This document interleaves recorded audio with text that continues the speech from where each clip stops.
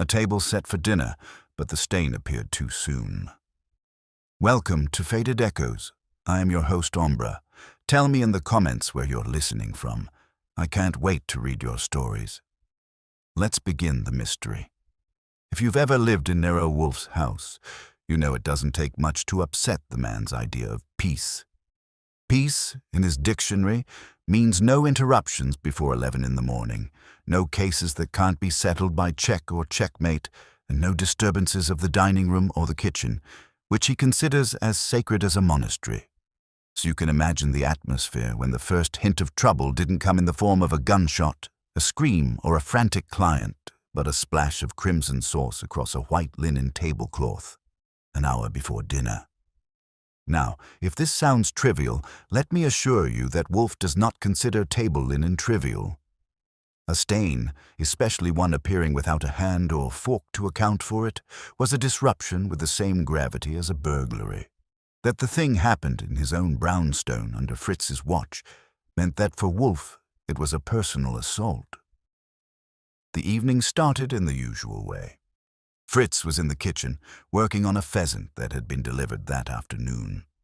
Wolfe was upstairs with his orchids, a place I consider both his church and his private padded cell. I was in the office, pretending to type up bills, but mostly rearranging the order of the day in my head. Who we saw, what they paid, and whether it was worth Wolfe's grunts. Nothing unusual there. But when Fritz appeared in the doorway, red-faced and flustered, I knew we were headed off the map. He held in his hands one of the heavy white tablecloths Wolfe insists on using for dinner. Draped over his arm, it looked like it was bleeding. "Archie," he said, his voice somewhere between outrage and despair. This was on the table. I got up and took a look. Across the snow-white linen was a wide, dark stain, unmistakably fresh. It wasn't wine, and it wasn't the kind of accident you get from careless pouring. It was thick, oily, with the unmistakable smell of tomato and garlic. "Sauce?" I asked. "Yes. But how?" The plates were not yet laid. I was preparing in the kitchen. No one touched this cloth.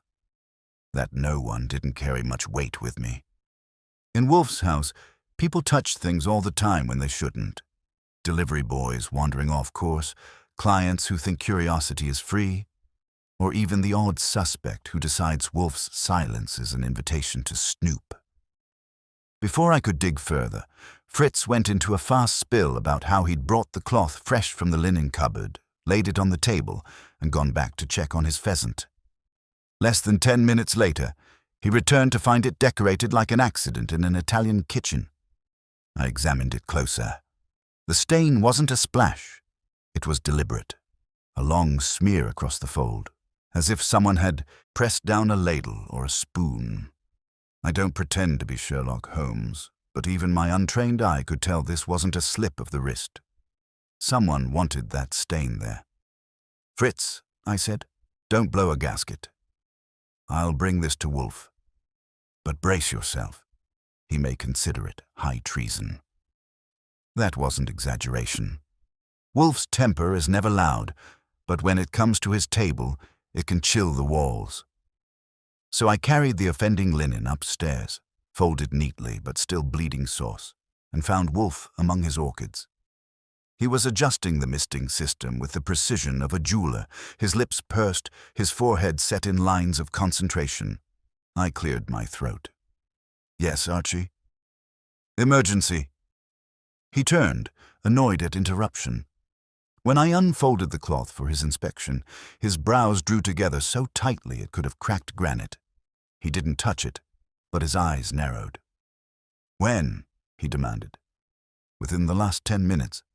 Fritz swears he left it clean. Came back and found it like this." Pfui. Wolfe's grunt had a double meaning, disgust and recognition. He knew already it wasn't chance.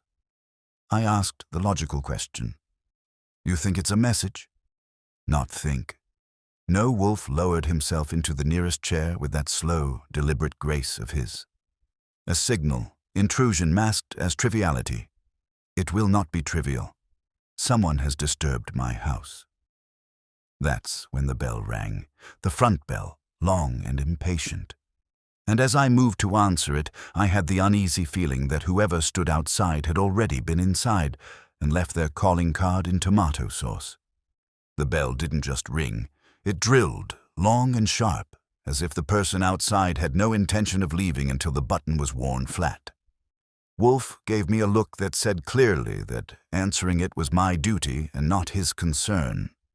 He lowered his bulk further into the chair, folded his hands across his belly, and fixed his gaze on the stained tablecloth as though it had sprouted horns. I left him there, descended the stairs, and opened the door. On the stoop stood a man I hadn't seen before. Thin, angular, with a sharp nose and a habit of looking past you instead of at you. He was dressed in a dark overcoat that was too heavy for the season, his hand still pressed against the bell as if he'd forgotten how to let go. "You're Archie Goodwin," he said, as if introducing me to myself. His voice had the clipped edge of a man who thought he was in control, which meant he probably wasn't. "Guilty," I told him. "And you are?" He didn't bother with names. He stepped forward, expecting the door to swing wider. I didn't move. He stopped short, a faint twitch in his jaw. "I need to see Nero Wolfe. It's urgent." That makes you the fourth person this month. 2 wanted to sell him insurance, 1 wanted to sue him, and now you. You'll forgive me if I'm selective. The man's hand twitched toward his coat pocket, then withdrew. "Tell him it concerns a matter already inside his house." That earned him an extra half-second of my attention. I stepped aside, motioning him in. He walked into the hall like he owned it, his eyes darting over the decor as though inventorying it.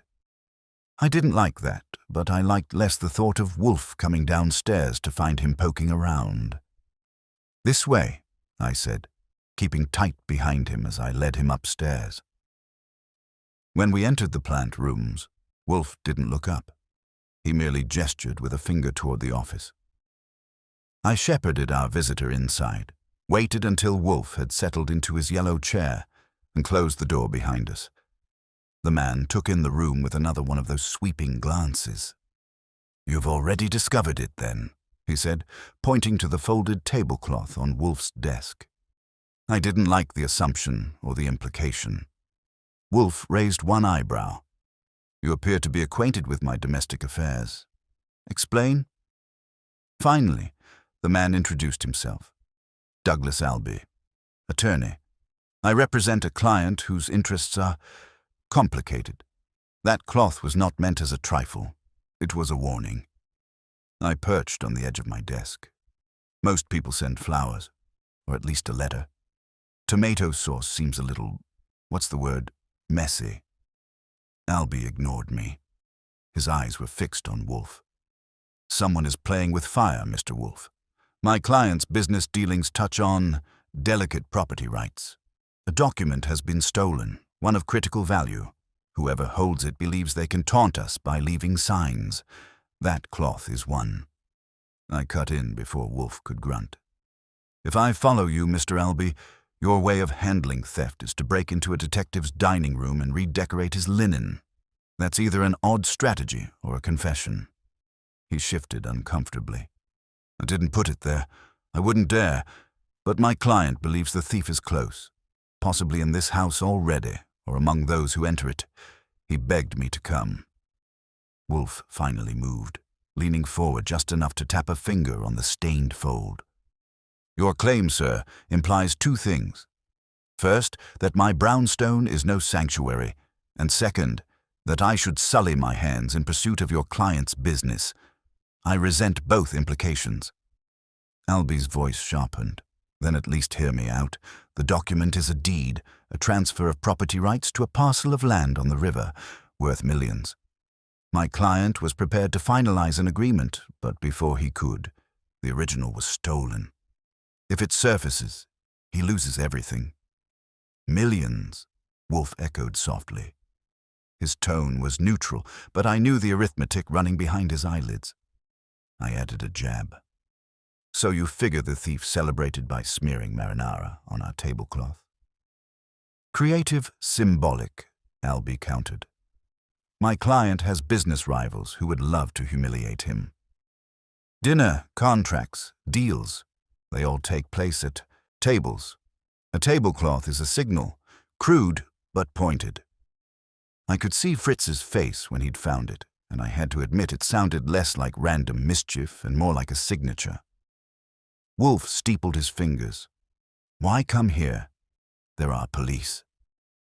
Albie's lips curled. The police are blunt instruments. My client requires precision, and frankly, he trusts no one. He knows your reputation. You are immovable, incorruptible, and intolerably stubborn. Exactly what he needs. That almost counted as flattery, though Wolfe doesn't respond to compliments. He closed his eyes, as if filing away the proposition for later. Then, abruptly, he opened them and fixed Albie with a glare. You intrude upon me without introduction. You pollute my dining room, and you ask for aid. Pfui! I thought that was it, that Wolfe would dismiss him with a wave. But Albie wasn't finished. He leaned forward, lowering his voice. The deed was stolen from my office. Only 5 people knew its location. One of them must have betrayed us. I can name them. Each has motive. Each has ties. I'll give you their names. But if you refuse, he hesitated. Others will come. Others less polite. The silence that followed was heavy. Wolfe doesn't like threats, even implied ones. His eyes closed again. His lips pursed, and I waited. I've seen him turn away clients for less. But the cloth lay there between them, a scar on white linen, daring him. Finally, Wolfe exhaled. Very well. Names Albie recited them carefully, as though each carried weight. A partner in the firm with gambling debts, a secretary with a brother in real estate, a rival attorney once passed over for promotion, a client's cousin with his own claims on the land. And finally, Albie himself, included without irony. 5, Wolfe murmured. A circle. All with access, all with cause. Pfui. I leaned back, folding my arms. So it comes down to who wanted to smear their fingerprints in tomato sauce. That should narrow it to everyone who ever ate dinner in New York. Albie didn't smile. He stood, smoothing his coat. You'll see I'm serious. I'll deliver documents tomorrow. Files, statements, everything. But I warn you, Mr. Wolfe, if you decline, the consequences won't be confined to your dining room. Good evening. He left before Wolfe could dismiss him, which wasn't smart, but was effective. I followed him to the door, watched him stride off, and then returned to the office. Wolfe hadn't moved. He was staring at the tablecloth, eyes half closed, the way he looks at orchids when he's deciding whether to prune or destroy. I asked the obvious. You're going to take it? He didn't answer directly. Archie, call Saul Panzer tomorrow, quietly. We will require discretion. I raised a brow. So you believe him? I believe, Wolfe said slowly, that someone has presumed to disturb my house. That alone suffices. And with that, he dismissed me with a flick of his hand, as though he'd already moved to another plane of thought. I left him there, the tablecloth folded like a wounded flag on his desk, and went down to check with Fritz, who was still muttering in the kitchen. I didn't tell him much, only that Wolfe was considering it. But as I listened to Fritz chopping onions with a vengeance, I had the feeling that whatever had just entered the brownstone, it was going to stay a while. And it wasn't going to be pleasant. That night, Wolfe skipped his after-dinner beer. That's how I knew we were all ready and deeper than I liked. Would you like me to carry on into Section 3, a circle of suspects, at full 1,200-word depth next, introducing the 5 suspects in detail and setting up their motives?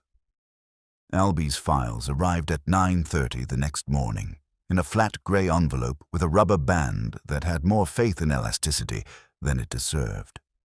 He sent a courier instead of coming himself, which told me he had at least one survival instinct left. I dumped the contents on my desk and did a quick triage. 5 slim folders, each with a name tabbed in Alby's tidy, humorless hand, and a cover letter with the approximate warmth of a traffic ordinance. I carried the stack to Wolfe, who was in the office early, staring at the folded tablecloth on the stand as if repetition would leach meaning from it. It hadn't. He didn't take the folders. He has me for that. "Read," he said, and leaned back, eyes closed, fingers tented, the human equivalent of a "Do Not Disturb" sign hung on a walnut door.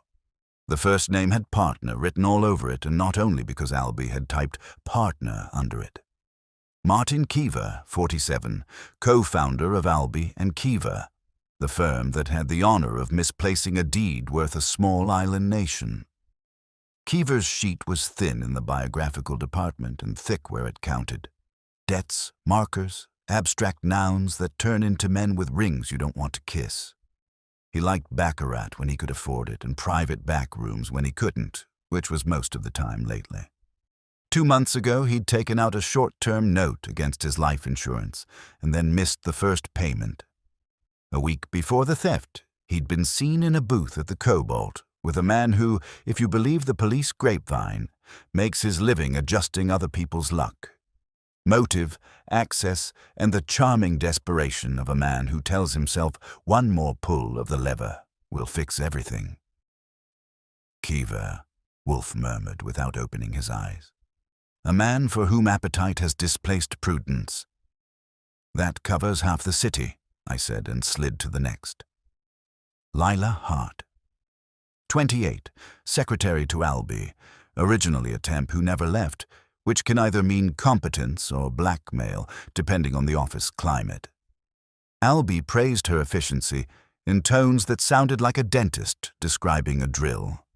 She handled schedules, filing, travel, and the occasional document run to the bank vault 2 blocks away. She had a brother, Joel, whose talent for bad timing had produced 3 busted startups in real estate and 1 divorce. Lila's paychecks had a way of arriving in Joel's bank account when creditors knocked. She'd done overtime the week of the theft and left the office at 11:40 the night before.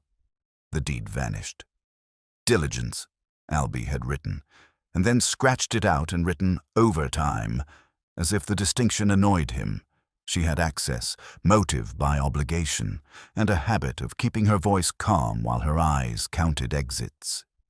Wolfe's lips curled. A woman enlisted by filial piety. If so, she is susceptible to a countervailing duty.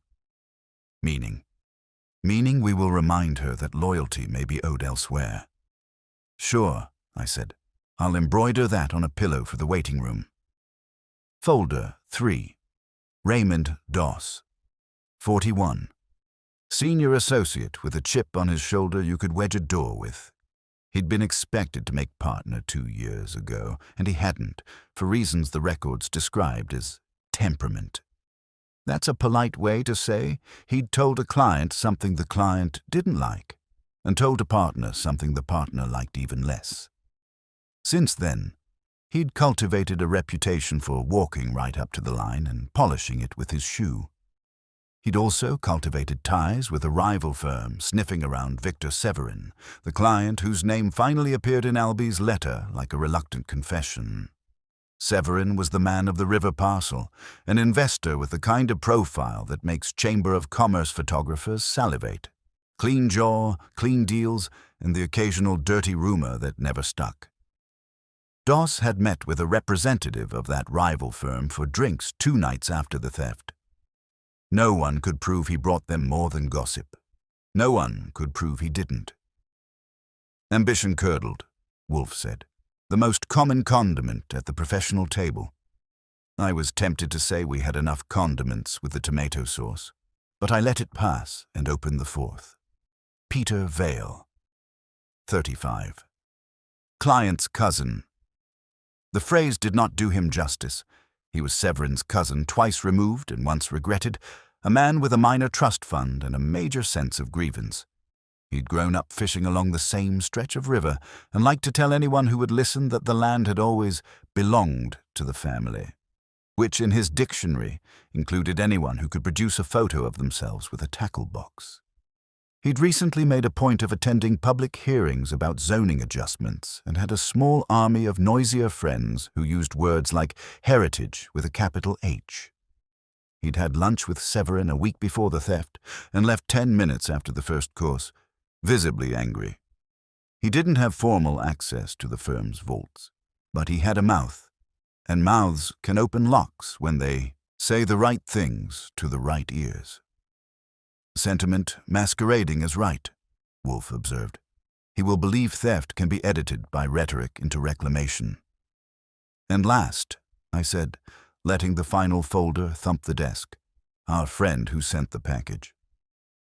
Alby's sheet on himself was tidy and irritated. He listed his own access with lawyerly precision, noted that including himself was proper hygiene, and appended a paragraph on the impossibility of his involvement that was so thorough it raised his odds. He had a clean record, a neat apartment, and a membership at a club where the napkins were linen and the steak begged forgiveness before it hit the plate. He also had recent communications from Severin that read like a marriage heading for separate bedrooms. Tests of loyalty, veiled warnings, the works. If the deed disappeared while Alby held the key, the question wasn't only who stole it, but what Alby had failed to prevent. Men with reputations to lose sometimes misplace things on purpose to buy time, and sometimes they smear a tablecloth to force a response. When I finished, Wolfe opened his eyes and regarded the ceiling as if it might yield a footnote. 5, he said. Sufficient for a circle. He wiggled a finger. You will arrange to see Hart first. Not Kiva? The partner with the baccarat habit seems like the guy most likely to pawn his grandmother's samovar, and the deed is a set. Kiva expects pursuit and has prepared explanations. The woman has not. She will supply more in the first minutes than he will in an hour. Fine, I said, and reached for the phone. Lila Hart answered on the second ring. Her voice had that professional brightness you can bounce light off. She was willing to come by at noon on her lunch hour if we could keep it brief. I told her we would respect the sacredness of lunch and hung up. Doss at 2, Wolfe said without looking at me. Kiva at 4, Vale when he can be extricated from whatever bar stool he prefers before sunset. Mr. Alby may follow at his leisure. Saul? I asked. Leave Mr. Panzer to me. He shut his eyes again, which meant the conversation was over until I brought him a person to talk to or a sin to denounce. At 11:55, the bell rang with modesty for a change. I brought Lila into the office and offered her the red leather chair. She declined and stood, hands clasped, eyes sizing the room the way a first-time swimmer sizes a lake. She was small, neat, and dressed the way a calendar secretary dresses on the day a partner might notice. Navy dress, sensible shoes, hair pinned with more discipline than softness. Mr. Wolfe, she said, and glanced at me like we were sharing a joke about men who sit while other people stand. Wolfe nodded once. Miss Hart, Mr. Alby speaks highly of your efficiency. Yes, she said, and then added, he should. I liked her for that. I asked her to walk me through. The night before, the deed went missing. She did, steady and fast, hitting times like a metronome. She'd sorted filings, stacked 4 packages for the vault, logged them, and gone home. 11:40. The janitor passed her in the hall at 11:42. He'd later confirm it. She'd brought a tuna sandwich and eaten at her desk at 9:30 because the phones were quiet. She did not look at the deed except to verify the label against the inventory sheet because she wasn't paid to read secrets, only to park them. How often do you visit the vault? I asked. As needed, she said. Once a week, sometimes twice. I sign things in and out. We keep duplicates when we can. The deed had no duplicate. Why not? Because Mr. Severin never allows duplicates when originals can be kept intact until closing. He worries about rogue copies surfacing. Prudent, Wolfe said, and inconvenient. I asked about her brother, and she didn't flinch. He's looking for work. He isn't a thief. Is he hungry? I asked. Everyone is hungry, she said, and for the first time the brightness in her voice dimmed. But I don't feed him with my employer's property. Not even to save him from a man he owes.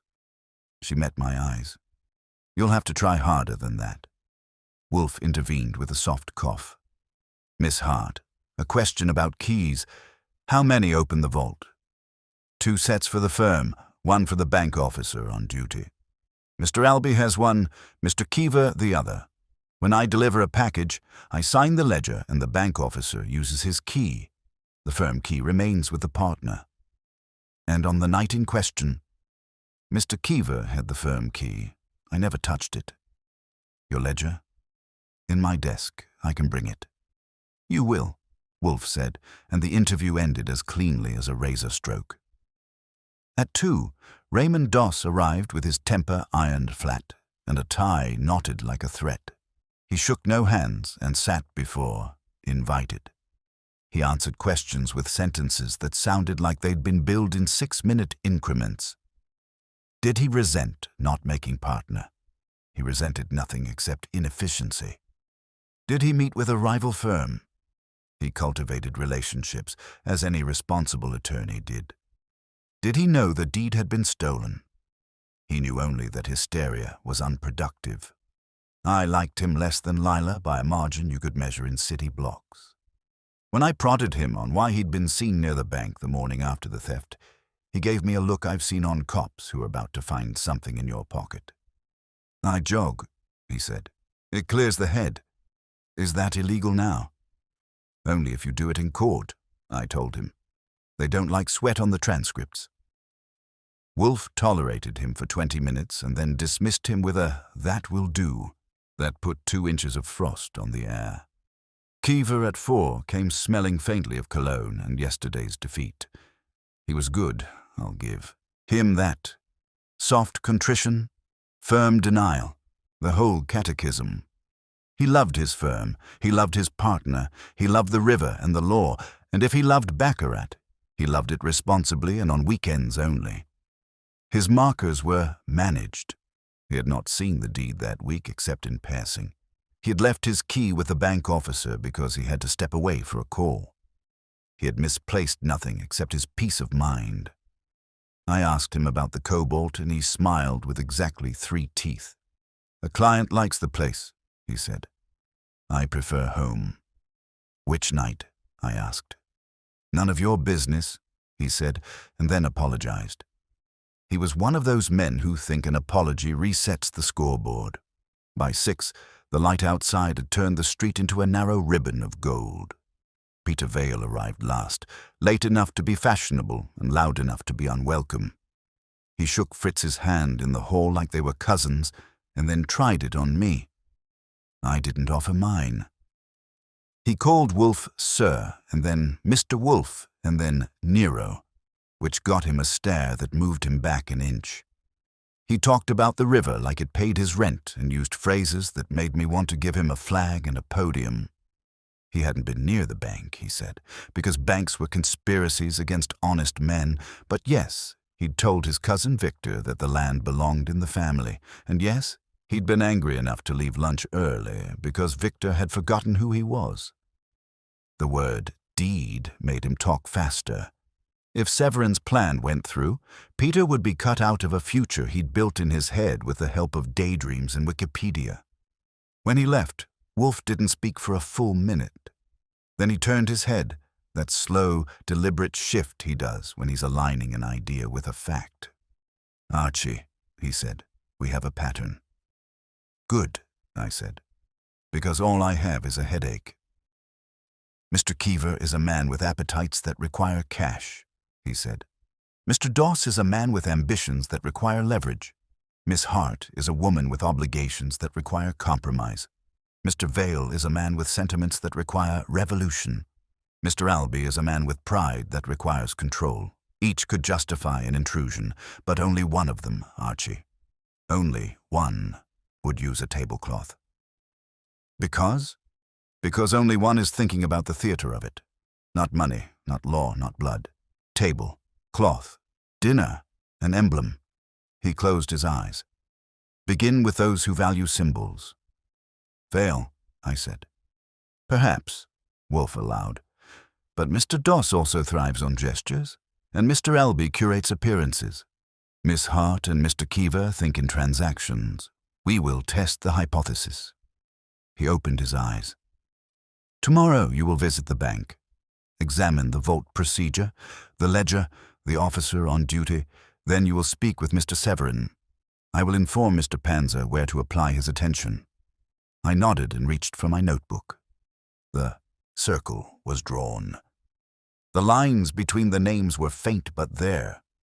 If the deed was a stone thrown into a still pool, I could see where the ripples would carry me in the morning. Down to a vault, across a river, and into a man's pride.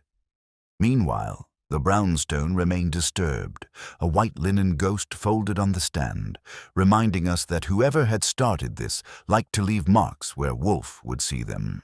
And if there's one reliable way to make him move without moving, it's to put a stain in his line of sight and dare him to ignore it.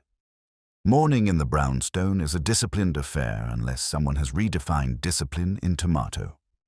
Fritz clattered just a shade louder than usual, which is how he registers disapproval without using adjectives. Wolfe kept to his orchids until 11, and I took the cue. If a vault ledger and a bank officer were waiting, it was better to meet them before lunch turned them philosophical. I called ahead, flashed Alby's name, and got myself an appointment with the vault manager at a bank that prides itself on discretion and floors you can shave in. I put on a tie that told people I was respectable but not gullible and headed out. Banks don't like you unless you're depositing a yacht or wearing a badge. I was doing neither, so we compromised on cordial. The vault manager, a tidy woman named Aronson with hair so precise it might have been audited, met me in a small room near the safe deposit corridor. She had the ledger in a grey binder and a pen she set down the way surgeons set down scalpels. I introduced myself, mentioned Wolfe, and let the silence do the heavy lifting. If you say Nero Wolfe in the right tone, people fill the rest in with whatever scares them. She opened the binder to a page marked with a flagged tab. The entries were neat. Date, time, depositor, officer on duty, item description, signatures. The deed had gone in 3 months ago under transfer of riparian parcel, original, sealed, with Alby's signature cross-checked against a card. Since then, there were 2 view-only entries, both for Alby, both during business hours, both with the bank officer present. The night before, it vanished. Nothing.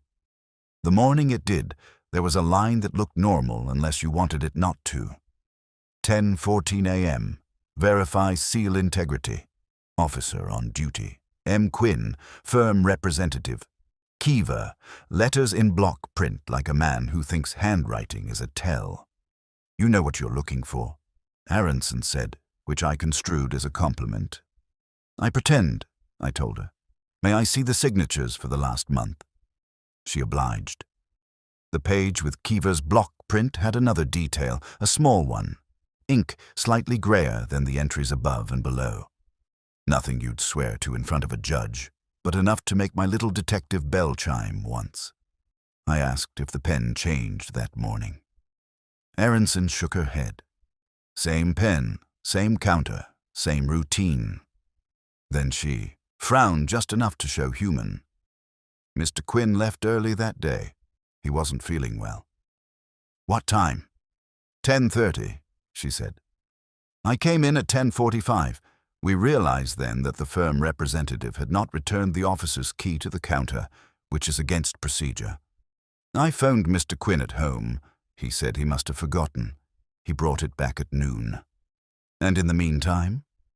In the meantime, the vault remained secure, she said with a precision that suggested she believed it because she had to. 2 keys are required for any box. We have logs of every opening. Could Mr. Quinn have opened it at 10:14? With a firm representative present, yes. And if the representative walked away with something while Mr. Quinn coughed? Her mouth flattened. We have cameras in the corridor. Not in the rooms. Privacy is part of the service. Seen the corridor tape? Yes, she said, and I liked her more. Mr. Kiva arrived at 10:10, entered with Mr. Quinn at 10:14, and exited at 10:22.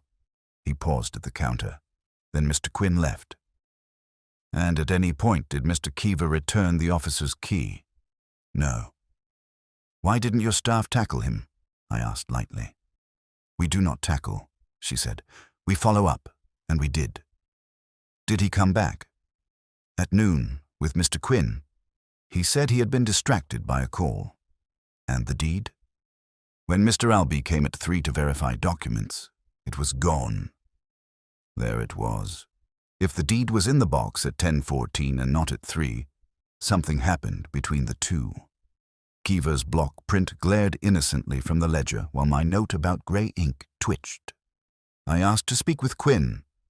Aronson pursed her mouth and made a call. 5 minutes later, I had a man in a chair who looked like a clerk's idea of a tragic poet. Pale, careful hands, eyes that apologized for existing. I shouldn't have gone home, he said after I showed him my card and Wolfe's name. I had a coughing fit. I thought it best. Did you leave before or after Mr. Kiva returned the officer's key? I returned later, he said, which was not an answer but was an admission. He is a familiar client. Familiar enough to borrow keys? I asked. He glanced at Aronson. It was my mistake, he said. I put him through the paces gently.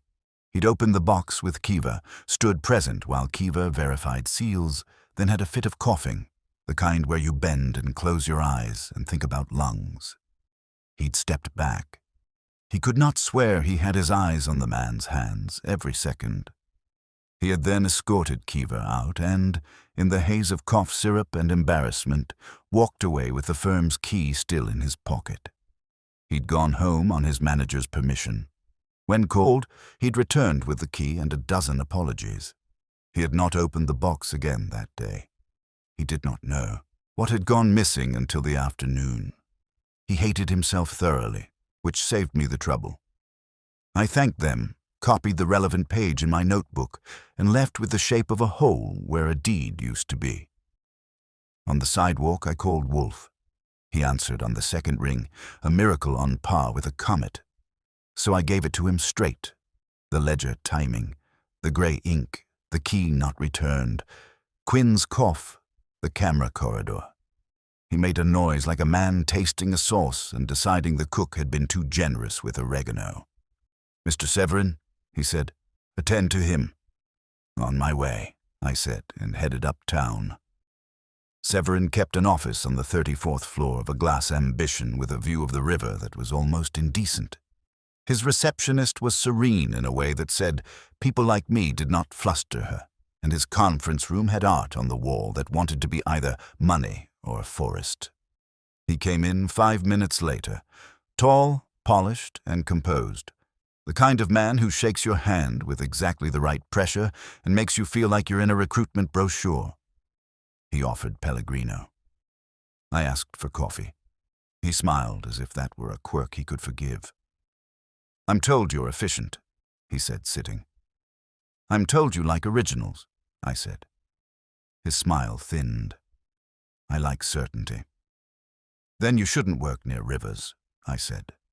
They move. I told him we had the ledger times. He listened without blinking and steepled his fingers the way men do when they intend to look judicious. I asked him about his cousin. Peter is family, he said in a tone that put family and headache on the same shelf. He believes legacy is a deed you inherit at birth. I believe legacy is something you build. He has been loud. Loudness is not a plan. Lunch, I said. You left early. He left, Severin corrected, after accusing me of selling our childhood to developers. I reminded him that no one owns a shoreline story. He prefers stories to contracts. And the deed? No duplicates? I prefer to keep originals secure, he said evenly. I do not like stray documents breeding in the wild. If that deed surfaces in a rival's hands, I have problems beyond land. Investors like order. Speaking of rivals, I said, your associate, Mr. Doss, has friends at a firm that might enjoy your problems. His eyes flicked. People in law have many friends. Mr. Doss is skilled. He disappoints easily. You think he could have taken it? I think a man who feels overlooked sometimes manufactures his own spotlight, he said, and then spread his hands as if to say he had no more to add. If you are here to assure me that Mr. Wolfe will provide a resolution, I will accept that assurance. I'm here to look at your table, I said. My table? Where you dine, I said. Where you make deals. The cloth, he considered me, then nodded once. You think whoever taunted me taunted Mr. Wolfe because we both care about dinner. Do you? I care about ritual, he said. Not linen. Your cousin? He cares about gestures, he said. He would smear paint on a courthouse if he thought the color would rhyme with his speech. Kiva. He cares about not drowning, Severin said. He will grab any floating plank and call it strategy. Albie? He cares about control, he said, and for the first time his voice cooled. He dislikes that I have any influence on the firm that serves me. Then why hire him? Because he is effective, he said simply. Because he is a wall. I place my back against it when I must. I let that sit and asked to see his internal communications for the week. He had them ready. Emails, calendar invites, a briefing packet on the parcel, nothing in which a sane man would annotate, crime here. But one memo caught my attention because it didn't belong. A 2-sentence note to Albie sent at 5:30 the night before the theft confirmed that the deed will remain sealed until closing. No exceptions. I will not tolerate rehearsal mistakes. The phrasing had a bite to it. I asked him what a rehearsal mistake was. You practice a move, he said. You cause rumor. Rumor moves markets. I do not play rumor. Someone thought you did? Someone thought someone else might, he said, which I understood to be lawyer for yes. I left with copies and a sense that Severin enjoyed control the way Wolfe enjoys beer, a daily allocation. On the sidewalk, I checked my tail for habit and found Saul Panzer 2 cars back reading a newspaper upside down just to keep from being bored. I gave him a nod he didn't see and walked 3 blocks before he glided up beside me. Wolfe sent you, I said. Wolfe sends no one, Saul said in that easy way of his. He suggests the world organize itself. What have you got? He had station photographs from the bank's corridor camera burned into his brain and could recite the frame counts like license plates.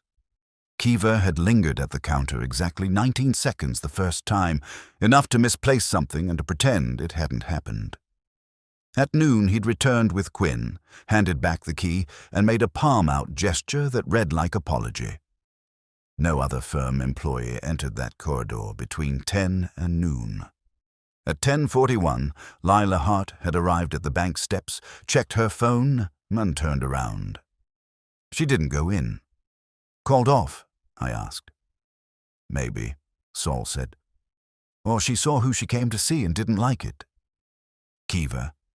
Doss, Saul said, across the street, watching the bank like a man who isn't watching the bank.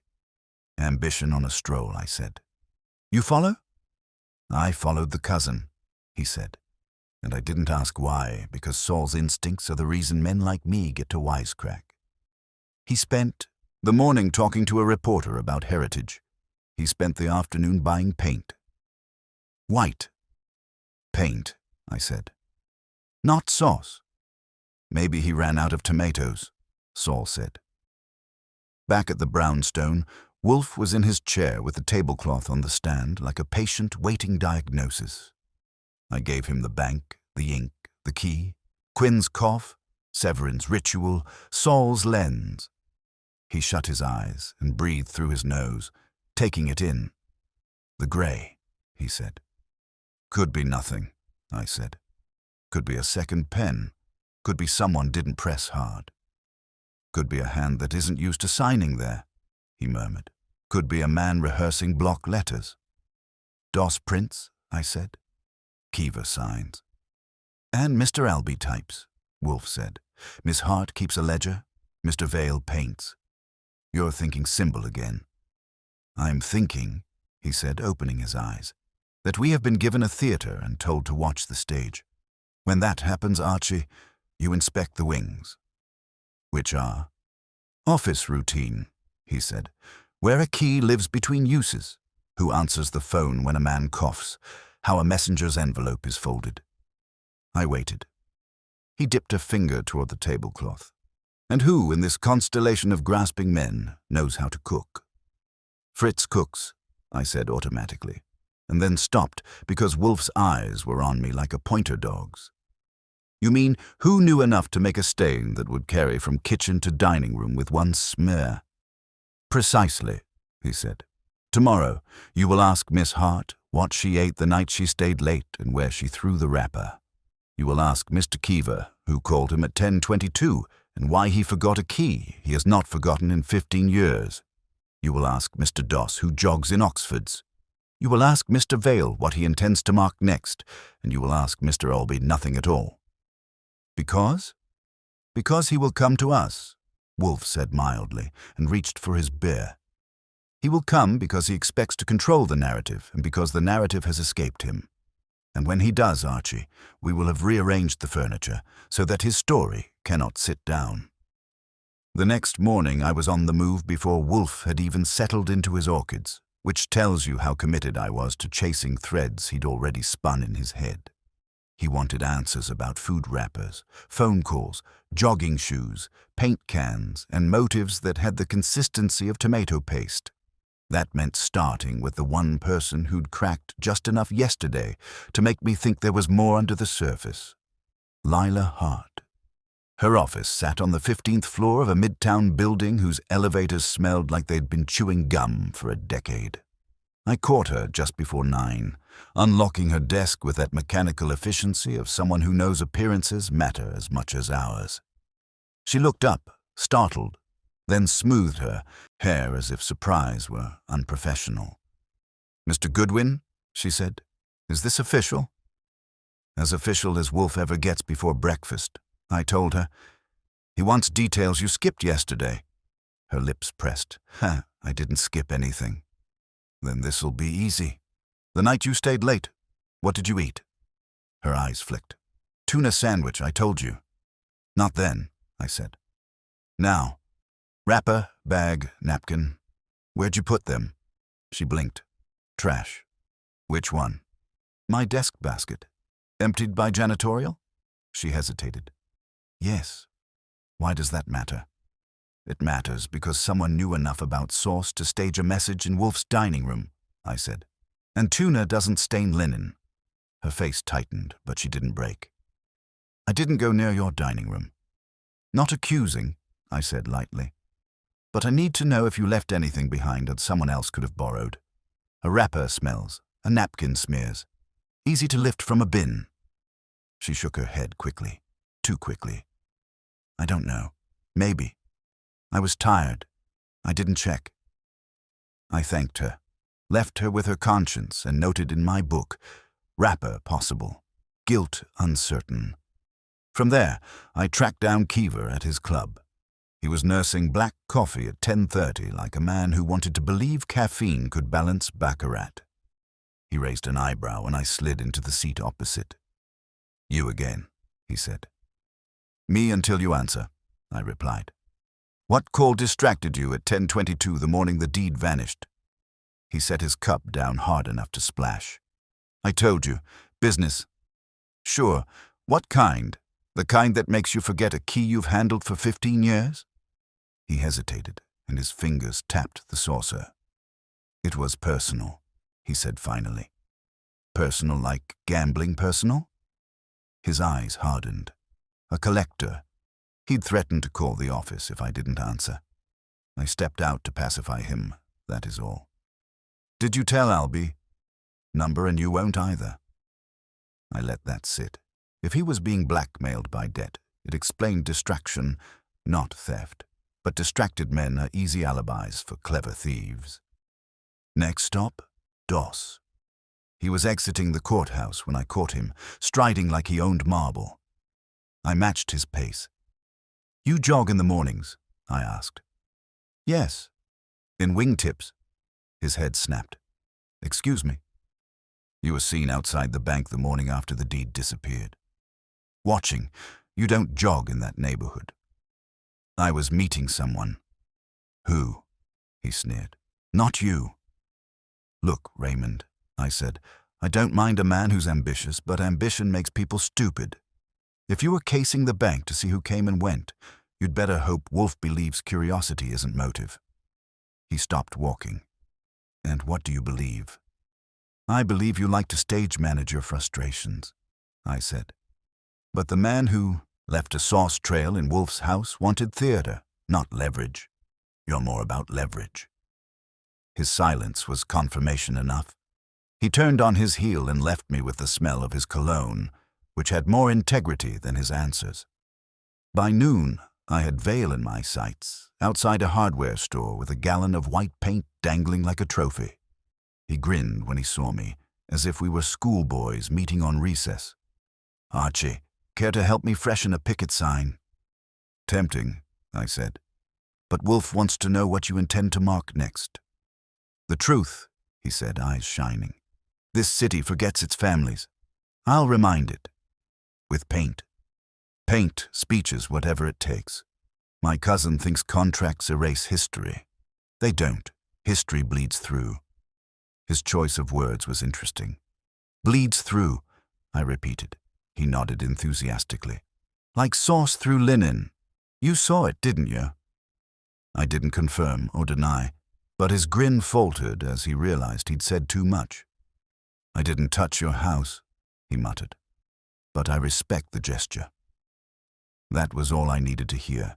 Admiration for the stain without claim. He was a zealot, not an artist. I saved Albie for last, though Wolfe had told me not to bother. I wasn't foolish enough to disobey Wolfe directly, but I was curious. I found Albie at his office, immaculate as ever, papers aligned like soldiers. He looked at me without welcome. "I told you," he said. "I'll deliver what's needed." "And Wolfe told me," I said, "you'll come to us." "When?" "When he's ready to listen," Albie replied. His eyes flicked to a stack of correspondence. "Until then, don't press." Which, of course, meant press harder. But Wolfe had called it. Albie wanted control, and when control slipped, he'd appear at the brownstone with speeches prepared. I returned mid-afternoon and gave Wolfe the rundown. Hart evasive about rappers, Keever admitting to a collector's call, Dost defensive about shoes and sidewalks, Vale practically confessing to admiring the stain, and Albie radiating pride. Wolfe listened with his eyes closed, one hand resting on his belly, the other tapping the arm of his chair. "Pooey," he said at last. "The cousin is a zealot, not a tactician. The partner is too desperate for subtlety. The associate is too obvious in his indignation. The secretary is vulnerable, but not brazen. Which leaves Albie," I finished. "Not yet," Wolfe corrected softly. "But soon." "Then what's next?" "Pressure," he said. "Tonight someone will trespass again. Be ready." He was right. At 11 that evening I was in the office with the lights low when I heard the faintest scrape of the front lock. Whoever it was had skill. No rattle, no pause. A figure slipped inside. Slim, careful, moving toward the dining room. I let them reach the threshold before I clicked the lamp. It was Lila Hart. She froze, eyes wide, a folded cloth clutched in her hand. Not sauce this time, ink dark and heavy. "Evening," I said. "Planning to redecorate?" Her face crumpled, not with guilt, but fear. "He made me," she whispered. "He said if I didn't—" "Who?" I asked. She swallowed hard. "Mr. Albie." And just like that, Wolfe's prediction clicked into place. She didn't move after she said his name. I took the cloth from her hands, heavy with fresh ink, folded in quarters, and set it on the credenza where the light wouldn't kiss it into evidence. Her breath was shallow, the kind you do when you're deciding whether to bolt or faint. The front door was latched. Whoever had opened it for her had not come inside, or else had learned how to vanish as a fiscal note at tax time. "Close your eyes," I told her, and she did, which was a surprise. "Now say the sentence again without adding panic." He made me. "Who?" "Mr. Albee," she repeated, steadier. "He said it had to be tonight." "What had to be tonight?" "Another reminder," she said, and opened her eyes. "He said the first one wasn't enough." "Sauce," I said. She winced. "I didn't do that." "I didn't say you did." I pointed at the chair. "Sit. Don't touch anything that could ruin your career more than it's already in danger of being ruined." She sat, clasped her hands, and watched me pick up the house phone. "He's awake," I said, and brought her to the office. Wolfe had the lamp low and his eyes lower. I put the inked cloth where the stained linen had been, a duet of defacement, and gave him the bare bones. He opened his eyes to Lila and didn't bother with any false courtesies. With Wolfe, you either deserve tea or you deserve truth, and tonight he was economizing. "Miss Hart," he said, "compose yourself." "I dislike tremors." "I'm not trembling," she said, which was almost true if you were generous. "Good." He angled his head at the cloth. "What was your instruction?" She swallowed. "To take a cloth and mark it. Ink, not sauce. Fold it twice. Leave it on the dining table and go. Don't speak to anyone. Don't get seen." "By whom were you to be assisted?" She stared. "What do you mean?" "You arrived without key," he said mildly. "How did you enter?" "A flicker. A car brought me. A man opened the door and left." "Describe him." "Average height. Hat. Gloves. Quiet." "Driver's hands?" Wolfe asked. "Soft or stiff?" "Soft," she said, blinking at the oddity of the question. "Not a locksmith, then?" Wolfe murmured. "A concierge of trespassers." "Continue." "He told me to wait by the side steps at 10:45. The car came at 10:50. Mr. Albee called me at 10:58 to say go in, do it and leave." "And your inducement?" Wolfe's voice thinned, precise. "Do not make me ask thrice." "My brother," she said, and the word itself made her voice smaller. "Joel, Mr. Albee said if I didn't help, a friend of his could make Joel's debt louder. He used that word, louder." I glanced at Wolfe. He didn't have to look back. Keever's collector. The world is small when men are desperate. "You will give us the numbers that called you," he said. "All of them for the last 3 days." "I will," she said quickly, eager for anything that could be called obedience. "Good." He breathed once, deep, the kind he does when he relocates his mind a few squares farther on the board. "Miss Hart, when you stayed late the night before the deed disappeared, you ate. What did you eat?" "Tuna," she said. "Wrapper where?" "In my desk basket." "Removed by janitorial?" "Yes." "Before you left?" "Number in the morning?" He nodded once. "You did not bring any food to the bank. You did not touch the deed. You did not smear my cloth with sauce. Tonight you were instructed to make ink perform theater in my dining room." His eyes were on the new cloth. "Why the alteration from sauce to ink?" She shook her head. "He didn't say. Mr. Albee, he only said, make it neat. This one needs to read, not just scream." "Read," Wolfe repeated softly, tasting the verb like a spice he disliked. "Yes, I took a step, which means lawyer. Sauce was for dinner, ink is for deed." Wolfe's eyes slid half shut, which for him passes as a nod. "Archie, I'm here. Telephone numbers. Saul and Fritz for peppermint tea, not beer. Miss Hart is to drink and then speak until she has emptied herself of useful detail." I phoned Saul first, gave him the address, the window, the car, the driver's hands, soft, and asked him to start at the curb and work outward in 10-minute increments. Then I rang Fritz and requested tea and something small that could be eaten without chewing the air into shreds. Fritz delivered with his usual efficiency and a glower for the cloths that could have sterilized cutlery. Lila sipped and answered. How long had Albie been pressuring her? Since the day after the theft. He'd approached her as she returned from lunch, a quiet corridor, a sentence spoken like a legal memo. I need your help to remind a man where control resides. She'd thought he meant overtime. He'd meant trespass. He'd called her that night, the next morning, and tonight. He'd known details he shouldn't. That she'd stayed late, that she hated conflict, that her brother had signed a personal guarantee on a loan with a man who smiled too much and counted too slowly. Did he ever mention Source? I asked. No, she said quickly. He said the first gesture had been crude but effective, and that this one needed legibility. Spoken like a man who frames words for a living, I said. She nodded helplessly. I thought, if I did it, he'd stop. He said he'd make the problem go away. Which problem? Wolfe asked. My brother's debt, she whispered. Wolfe's mouth thinned. The man traffics in fear, he said, and there was contempt enough in the word to salt meat. Very well. Archie, take Miss Hart to the south bedroom. She will sleep or pretend to until morning. Fritz will see to her comfort. She is not to leave. House arrest? I asked. Sanctuary, he corrected. We do not feed wolves to jackals. I got her settled. When I returned, Saul was already on the line. Car's a black sedan with a for-hire plate. Rented an hour at a time through a dispatch on 57th. Driver is one Benjamin Ortiz. Clean record, softer hands than a piano. He waited, opened, left.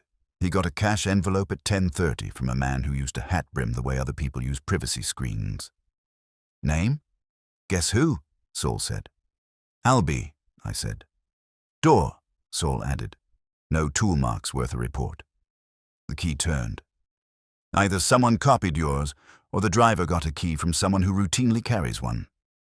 Our key ring is not a chorus, I said. Me, Fritz, Wolfe. Theodore, separate entrance for orchids. No handyman on rotation. No maid with keys, no spare under a saintly stone frog. Then we assume a copy, Saul said. Locksmith logs? Tomorrow, I told him. Smile at them. Always do. Wolfe was watching me as I hung up. He lifted his chin at the inked cloth. He changed media, he said, from appetite to text, from kitchen to office. The same theater, a new act. And the same prompter, I said. What's his endgame? Scare Severin, humiliate you, keep the deed moving while everyone watches the stage. Control, Wolfe said. It is his tonic. He dosed Miss Hart with it. He hopes to dose us. He will come because control requires audience. And when he does? Wolfe's eyelids lowered. We will alter the acoustics. At 8:30 the next morning, the audience arrived uninvited. Albie came with a face like a freshly ironed contract and a hand that hovered near his pocket as if caressing a clause. He didn't ask permission to sit. He took it, which in our office is a way to make Wolfe consider a new definition of homicide. I have good news, he announced, folding one leg over the other. The deed has surfaced. Really, I said. Where? In a bread box. In the hands of a responsible intermediary, he said, who will convey it to me when I confirm certain assurances. Wolfe didn't blink. You are either lying, or you have mistaken us for stenographers. Albie allowed himself a tolerant smile. Mr. Wolfe, I understand your attachment to decorum, but I must prevent further improprieties. Your dining room has been used twice as a theater for intimidation. I wish to apologize on behalf of the universe and assure you we will bring this to a close. You wish to assure me, Wolfe said, tasting each word, that you, a man who coerces a subordinate to invade my house, have acquired the instrument you failed to protect and will now distribute absolution like confetti. Albie's smile thinned. I beg your pardon. Denied, Wolfe said. You sent Miss Hart here last night with ink. If I'd slapped him, his face wouldn't have altered less. Only his eyes moved, a quick cut right, then back. Miss Hart is an employee, he said evenly. If she has behaved improperly, she will be disciplined. She will be defended, Wolfe said. From you. Alby's hand finally left his pocket. Mr. Wolfe, you're straying beyond your brief. I have not accepted a brief, Wolfe said. I've accepted an insult. I accept no others. He leaned the slightest fraction forward. Where is the deed? In motion, Alby said, and I advise you not to impede it. Your advice is unpalatable, Wolfe murmured. Archie. I swung to the door and opened it. Lila entered, composed as a ledger line, but pale. She didn't look at me. She looked at Alby. For a second he didn't process. Then he did, and the temperature of the room shifted. Miss Hart, he said softly, you should be at your desk. She is, Wolfe said, where she will not be compelled to perform your theatre. If you wish to recover a document, you will cease performing. Tell the truth. Alby tried on indignation, found it didn't fit, and shelved it. He shifted to calm. Mr. Wolfe, you assume facts not in evidence. If Miss Hart has said anything, she has said you threatened her brother, Wolfe said, and that you supplied her with instructions, a car and a key. A key? Alby laughed. A single sound, designed, not felt. To your house? Don't be absurd. Absurdity, Wolfe said pleasantly, is not an inoculation. He let silence build until even the radiator dared not hiss. Then he resumed, slower, like a judge dictating a sentence. You will sit and listen. You will not interrupt. You will not, in particular, attempt to herd us toward a script. You will answer what you are asked. Alby's tongue touched his lip. A tell-eye filed. He nodded. Wolfe folded his hands. You left my house the first night with the certainty that a stain had been left, Wolfe said. Your certainty bespoke authorship or management. Sauce was chosen for its vulgar proximity to dinner, ink for its semantic proximity to law. You are a lawyer. You fancy yourself a director. You believe the law is a stage and dinner a stage, and that men who control rooms control outcomes. You are wrong. Alby kept very still, which was instructive. Wolfe continued, silk on steel. You misjudged one thing, appetite. You presumed I would recoil and retreat. Instead, I inquire. I find that a bank officer coughed and a key went wandering and a ledger line darkened with a gray that doesn't live on that counter. I find that a partner with debts received a call at the precise minute a return should have been performed. I find that an associate who cultivates slights cultivated a view of a vault. I find that a cousin who paints slogans applauds stains he did not make. And I find that you, who dislike duplicates, duplicated a trespass. Alby's jaw flexed. You're making a speech. Yes, Wolfe said. You prefer to make them. You will endure one. He tilted his head toward Lila. You will release Miss Hart from any threats, explicit or implied. You will call off your collector. You will telephone the intermediary holding the deed and instruct him to bring it to this house at 3 o'clock today. And you will attend at 4 with Mr. Keever, Mr. Doss, Mr. Vale, and Mr. Severin. You will remain until I am finished. Failing that, I will turn over to the police our guest's account of last night's invasion, the bank's ledger irregularities, and my notes on your coercion. I will also turn over to Mr. Severin the recordings of your calls. Archie. I held up the small disc recorder that had been sitting invisible on the edge of the desk since Alby sat down. He saw it and did not enjoy the view. You recorded me, he said. Of course, Wolfe said. I do not relish hearsay. Alby weighed the room the way men weigh juries, calculating who would forgive. He looked at Lila, at me, at the cloths, ink and sauce, and then back to Wolfe. He put his hand in his pocket and took it out again empty, which was the closest thing to surrender he could do without dissolving. 3 o'clock, he said. I will bring the deed. You will send the intermediary, Wolfe corrected. You will not sully my house a third time unless invited. For the first time, something like heat reached Alby's eyes. You're enjoying this? No, Wolfe said flatly. I'm hungry. He pressed the buzzer for Fritz, which in our office is more than a meal request. It is a punctuation. Do not be late. Alby stood. If you overplay your hand, Mr. Wolfe, men like me will ensure, men like you, Wolfe said, ensure very little. He closed his eyes. Archie will see you out. I did, and on the stoop Alby paused.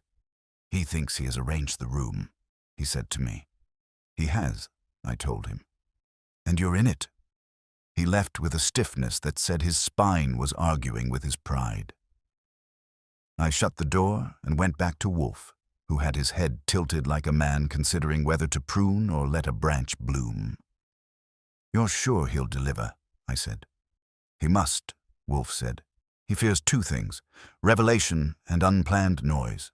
We offer both. 3 o'clock, I said. That puts our circus at 4. You're stacking the tent. I am positioning chairs, he said. Circuses have clowns. I prefer witnesses. I sat, flipped my notebook, and we went over the order of battle. Saul at the curb for the intermediary, me at the door with eyes and ears. Fritz primed for guests and for the rare contingency where a frying pan must translate ethics. Lila in the south bedroom, no calls except those we placed. Theodore warned, orchids undisturbed. The tablecloths, both, retained within reach, not for melodrama, but for reference. At noon, Saul called. The for-hire dispatch had received a new booking, same driver, pickup near a side street by the river. At 1, Quinn from the bank phoned to apologize a second time for his cough and, perhaps unaware of its significance, mentioned that Mr. Alby had once brought pastries to the counter for the staff. Wolfe murmured, "Pfui," which is what he says when a man uses kindness as currency. At 2:58, the bell rang, not the drill this time, a single, precise tone. I looked at Wolfe. He nodded once. I went to the door and opened it on a man with a briefcase and a posture that said he was paid to touch exactly what he was told to, and not a millimeter more. "Delivery," he said. "Of course," I said, and stood aside. The intermediary had the manners of a man who knew a lot of rooms but never stayed in any of them. He kept his hat on until he saw Wolfe, then removed it with an economy that suggested he billed by the gesture. The briefcase was chained to his wrist in a way that would have impressed a jeweler and annoyed a thief. I closed the door behind him, took him to the office, and set him where Wolfe could study him without appearing to. Wolfe didn't rise naturally. He let the man's eyes do the reaching. "Name," Wolfe said, not asking. "Haller," the man supplied. "Independent courier." "Independent of whom?" I asked. "Everyone," he said mildly, which meant someone important. "The article," Wolfe murmured. Haller set the case on the edge of my desk, produced a key, and turned it. Inside was a flat blue folio wrapped in vellum and strapped with a cotton ribbon. No theatrics, no wax seals, no crimson cords. He passed me a clipboard with a receipt already typed, a line for a signature, and a space for "condition noted." I didn't touch the folio. "Condition noted, unopened," I said, and left the line blank. Haller's face didn't change. "Instructions are to deliver to Mr. Goodwin, present company, and depart." "From whom?" I said. "From the party paying my fee," he said. "I don't meet authors. Only the last page." Wolfe opened his eyes a quarter inch. "You will wait in the front room for 5 minutes," he said. "Indulge me." Haller weighed the voice and nodded. 5, he said, and I saw him out to the red leather chair where I could see him, and Saul could see the window. When I came back, Wolfe's gaze was on the ribbon as if cotton could betray its confederates. He didn't lift a finger. "Archie." I put on gloves and brought the folio to him. He leaned forward enough to bring it under his nose. He doesn't sniff like a bloodhound. He inhales like a man reading a label. The first breath said paper. The second said office. The third brought the faintest crease to his brow. "Not bank air," he said. Meaning, vaults have a cool that clings. This has warmth, a desk's warmth. He nodded. "We will not open it until the principals arrive." I tucked the folio on the credenza beside the cloths and called Haller back. He accepted the unsigned receipt with the equanimity of a man who had learned to accept many varieties of nonsense. I walked him to the door. On the stoop, he paused with his hat in his hand, and the chain glinted. "You're going to make someone very unhappy," he said conversationally. "Usually," I told him, "we're specialists." He tipped the hat and went. Saul's shape detached from a shadow across the street and drifted along the block in that innocent way of his. He'd have the route, the dispatch, and the handoff before I could finish a sandwich. Inside, Wolfe signaled the intercom for Fritz and asked for coffee. Black for me, tyrannically correct for him. Then he dictated 4 short calls, each one a small push to place a stone where he wanted the avalanche. To Kiva, he sent a message wrapped as courtesy. "Mr. Kiva, Mr. Wolfe appreciates your time and asks that you arrive promptly at 4 with the bank contact card you used on the morning of the verification." It was bait in the shape of bureaucracy. To Doss, a prod that would scrape his pride. "Mr. Doss, the document in question has been recovered. Mr. Wolfe expects your cooperation at 4. He suggests you not jog." To Vale, a morsel designed to ferment. "Mr. Vale, your presence at 4 will be useful if you truly value the river, as you say. Paint is not required." To Severin, the only real courtesy. "Mr. Severin, your deed will be examined in your presence at 4. Bring no press. Bring your patience." He didn't call Al-B. That was the point. Control addicts come to the table uninvited when the chairs are arranged without them. At 3:20, Saul called from a payphone 2 blocks away for nostalgia's sake. Courier returned to 57th, collected balance in cash from a man who had a handkerchief on his hand like a valet afraid of fingerprints. Not Al-B, a runner. Runner walked 1 block to a sedan registered to a process service company that does a lot of business with Albie and Kiva, and with their rival Perel and Doss. "Doss has a side door?" I asked. "Doss has friends who like doors," Saul said. "Also, your bank officer, Quinn, stopped for cough drops at a pharmacy where Kiva's collector is a regular at the lottery machine." They nodded like men who know the same cashier. "You're a romantic," I told him. "I'm punctual," he said, and hung up. At 3:40, I took a slow lap through the house. Lila was in the south bedroom with a book she wasn't reading.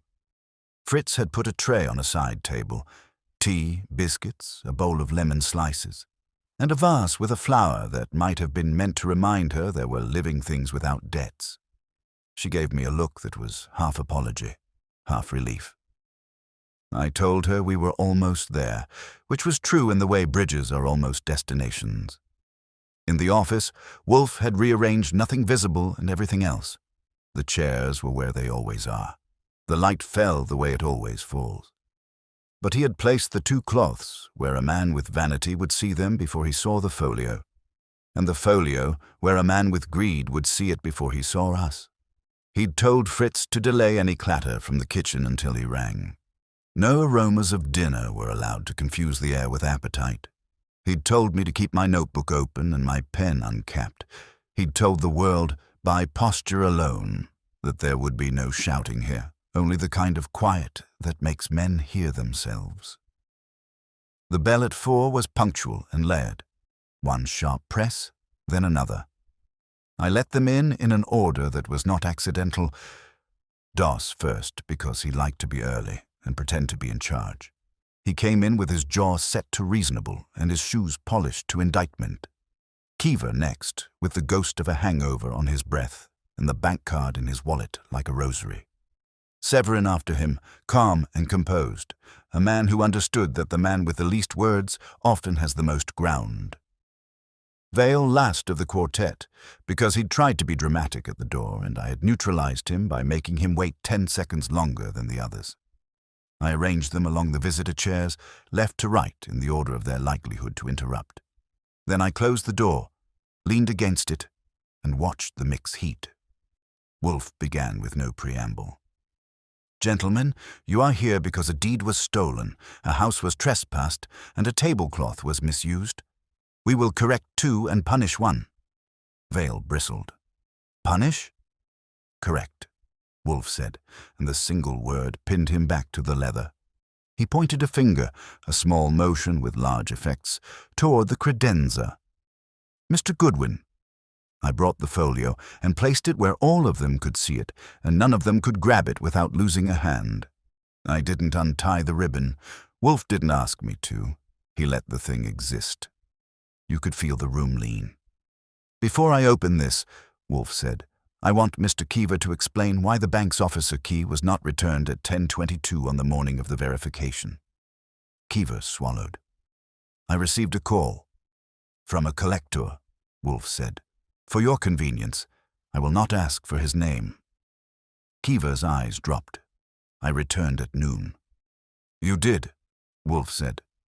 "In company with a coughing man who had already left his post in dereliction of duty. You are a partner at a firm entrusted with other men's future. You took a key from a man whose weakness you could see in his hand and did not return it until you had taken a call that mattered more to you than procedure. That is dereliction squared. It may not be theft. It is squalor." Kiever's face grained in a way that matched my ledger note. He didn't answer. The lash had landed. There was no blood to wring from a man already wrung.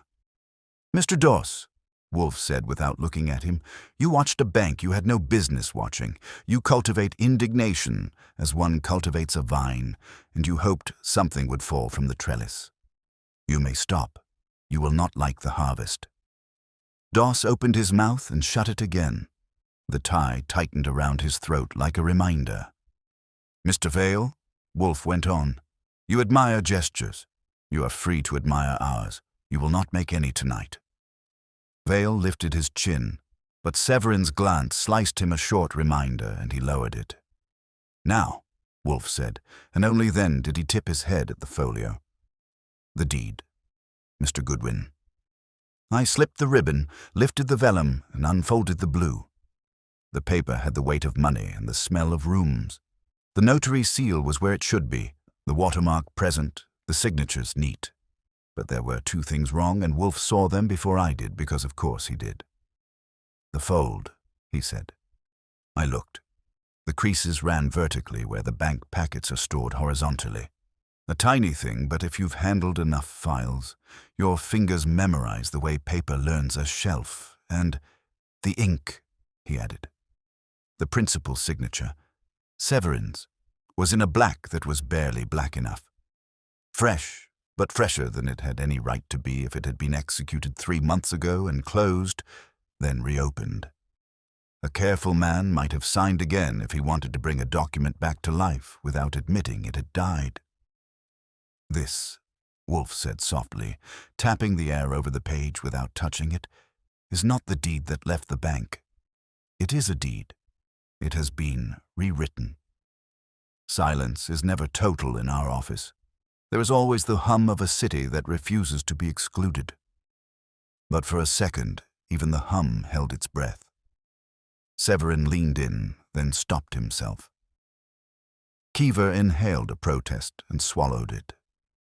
Doss's eyes gleamed the way a man's eyes gleam when he thinks someone else is about to be knocked off his perch. Vale only frowned at the word rewritten like it was a synonym for betrayal and victory at once. Wolfe did not raise his voice. "Mr. Severin, you will confirm the signature is yours." Severin did not touch the page. "It is," he said, and I believed him. "But I did not sign it yesterday." "Of course not," Wolfe said. You signed it the week it went to the bank. Mr. Albee then arranged for a blank to accompany the original into the vault on one of his view-only visits. On the morning of the verification, with a coughing officer and a distracted partner, the original was removed and the blank left in its place. Since then, under Mr. Albee's careful direction, with a quiet notary and a courier here, a collector there, the substitute was prepared, folded differently, scented with office, signed where necessary to make it capable of different dispositions. Doss couldn't help himself. Different dispositions. A deed, Wolfe said, is a key. With 2 keys you may open 2 doors, one to your investors, one to your rivals. Mr. Albee wished to hold the second without alarming the first, and because he wishes to be master of theatres, he decorated mine. The doorbell rang then, a single press with brass behind it. I didn't need to guess. I opened the door to Albee and let him in without greeting. He entered with the smile of a man prepared to direct the third act and halted when he saw that the stage had already been struck. He took in the cloths, the folio, the faces, and he did something only men who live by words understand. He chose none. He moved his jaw and put his hands together, and for once he let silence claim him. "Mr. Albee," Wolfe said, "you are late." Albee stood there like a man who'd walked into his own courtroom only to find the jury had already reached a verdict without him.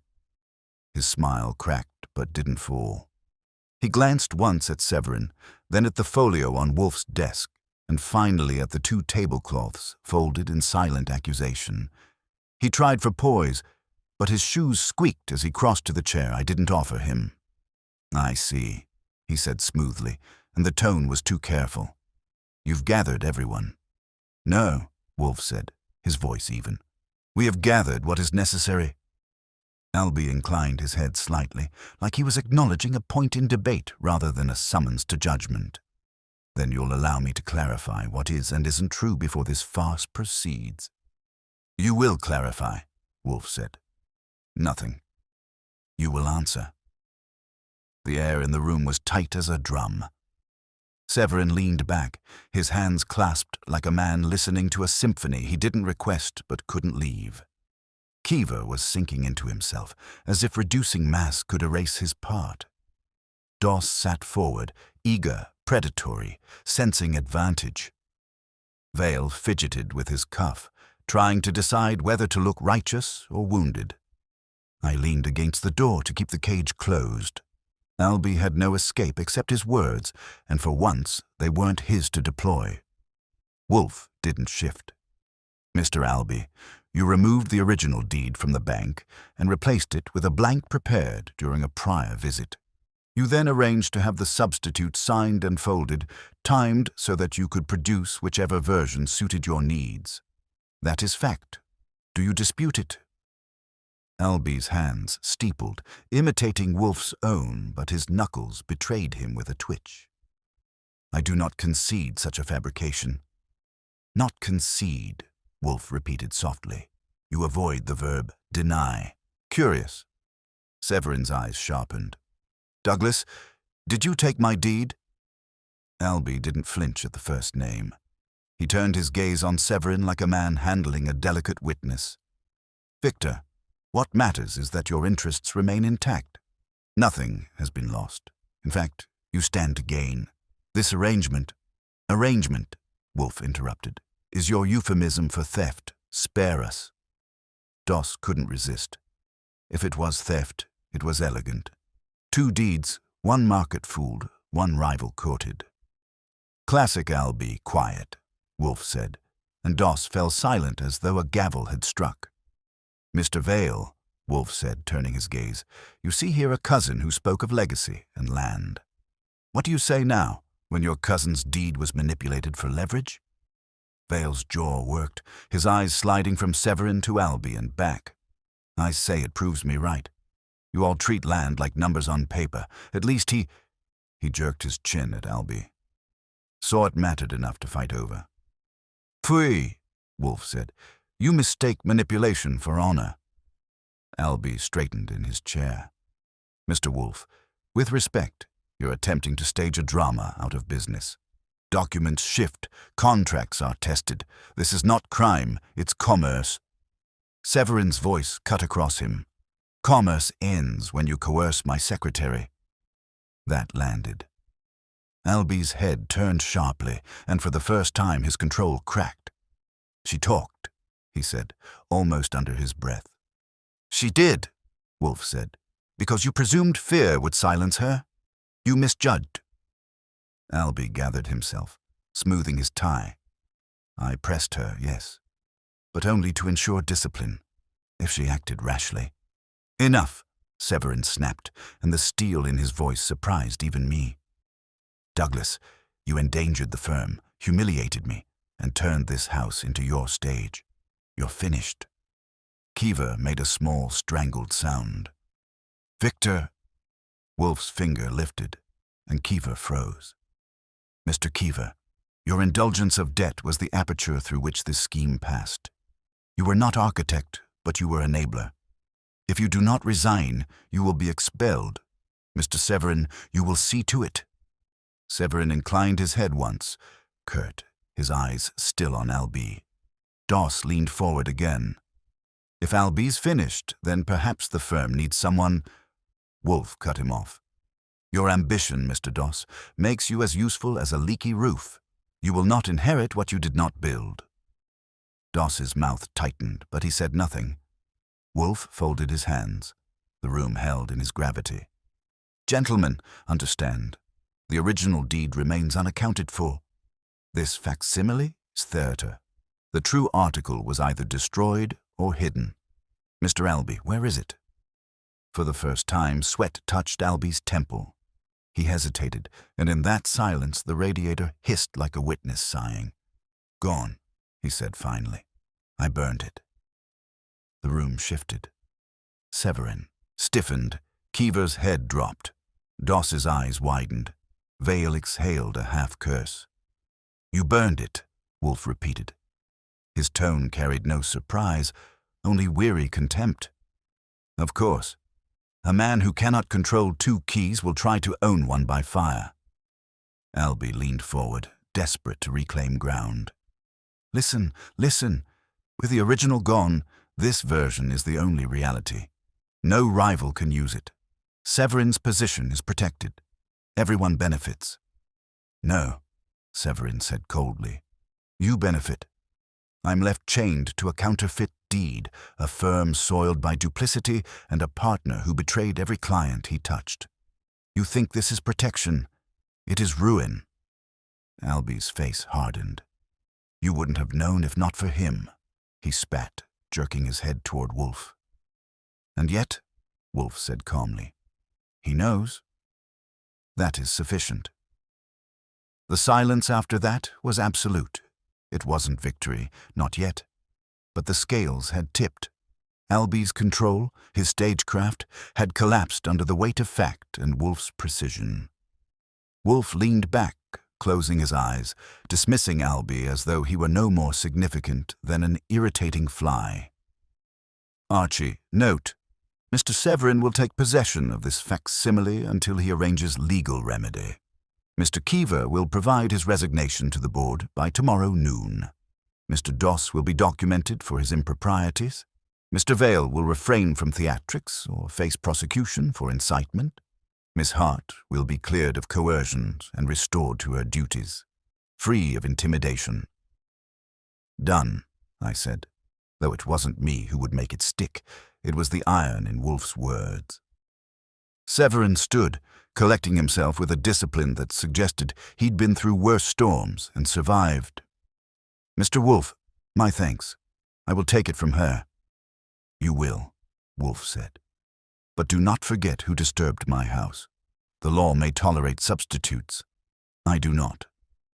Severin inclined his head, respectful, then turned to the others. We're done here.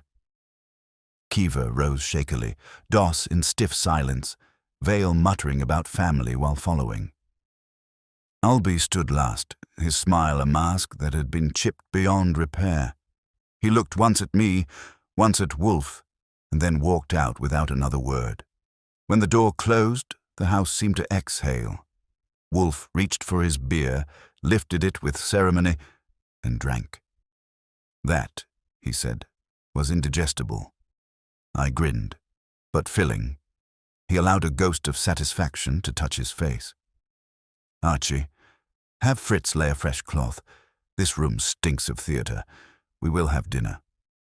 And just like that, the brownstone, having been disturbed, began to settle again. Dinner had the solemnity of a flag raising. Fritz laid a fresh cloth as if absolution came in linen, and Wolfe ate with the careful appetite of a man reintroducing himself to digestion after a quarrel. We didn't talk business at the table.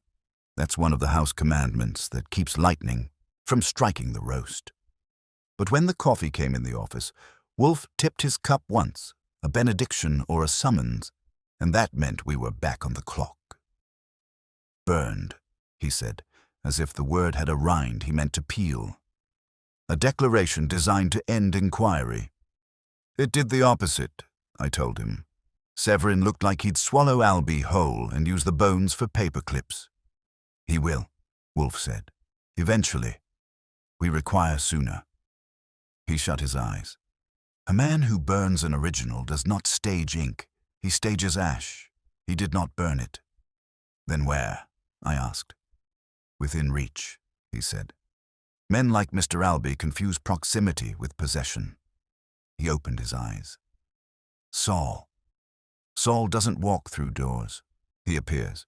He materialized in the doorway with that relaxed way of his that makes you forget he can recite your shoe size from 30 paces. He took the chair I nudged with a calf and let Wolfe set the pieces. Courier, Wolfe said. Paid at the 57th dispatch by a runner named Kells, Saul said. Kells buys coffee mornings at a kiosk under the building where Perel and Doss rents their 6th-floor suite.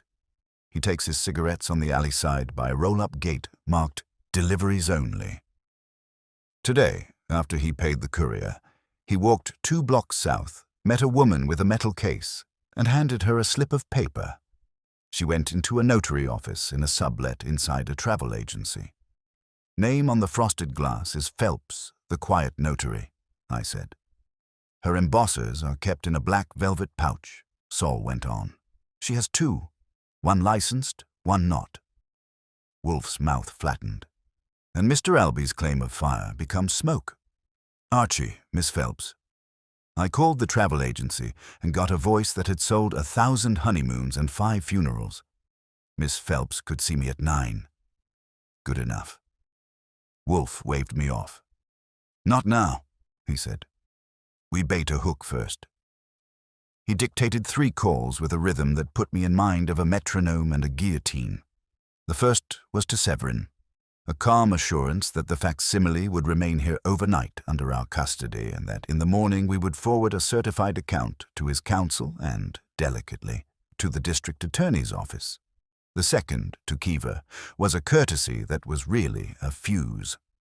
Mr. Keever, for the record, please send me by 8 a.m. the call log showing the time and duration of your conversation with the collector yesterday morning. The third was to Doss, a statement and a dare. Mr. Doss, a messenger will carry the facsimile to the DA at 9. Any attempt to intercept will be construed as complicity. I hung up and cocked an eye. You just told 3 men with different motives how to ruin breakfast. Good, Wolfe said. Hunger sharpens error. The house settled into its evening creaks. Fritz cleared. Theodore's humidifiers purred upstairs with the orchids, and I did a drift through, locks, windows, and the south bedroom. Lila had slept an hour and was awake with that wired calm of the recently reprieved. I told her the doors were locked and the wolves were outside for once. She smiled at that, quick and crooked. He said he burned it, she whispered. He always talks like verbs are weapons. Sometimes they are, I said. Tonight we use nouns. At 11, the phone rang with a cough at the other end. Quinn. He was apologizing again. His existence had become one long apology with brief intermissions for sleep. In between sorries, he gave me something worth coffee, Mr. Albee brought pastries last month and had me countersign a practice slip for the vault to train a new associate on procedure. The associate never arrived. He coughed. I thought it odd. I thanked him and relayed it. Wolfe's eyes narrowed to contented slits. Practice, he said. Rehearsal mistakes. The man cannot resist a motif. Midnight followed its rules. At 1:15, Saul called from the street. Kells left the building. He's got the runner's gate and an envelope's outline in his inside pocket. He's heading east. He doesn't know I'm behind him, and if he did, he'd pretend not to. Where's he going? I asked. Storage lockers under the bridge, Saul said. River level. The man who said burned left an original by the river, I said. Poetry, Saul said. I'll hum a tune. I grabbed my coat. Wolfe didn't lift a finger. Carefully, he told me, which covers it. The city at 1:30 has a different temperature. The lights are the same, but the shadows unionize. The storage facility under the bridge had the charm of a filing cabinet for forgotten lives. Corrugated doors in rows, a night clerk behind plexiglass, and the whiff of oil and old paint. Saul materialized out of a column. He'd watched Kells rent a unit for 1 hour, cash. Unit 18C, he'd seen him slip inside with a key that didn't belong to the lock, which is a trick you pick up from locksmiths and men who pay them. 10 minutes later, Kells left without the envelope. We loitered with purpose.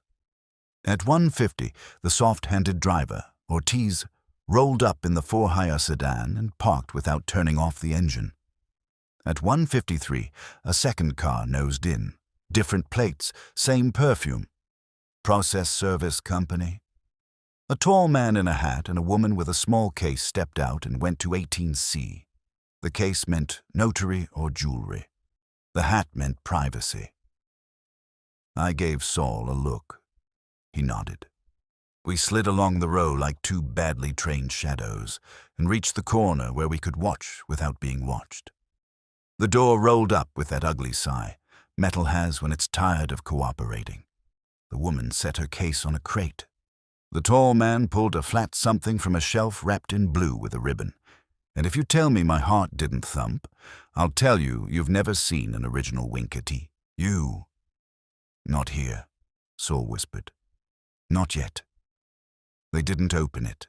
That's what saved us from doing something dramatic that would have spoiled Wolfe's taste. They did something smarter and more Albee.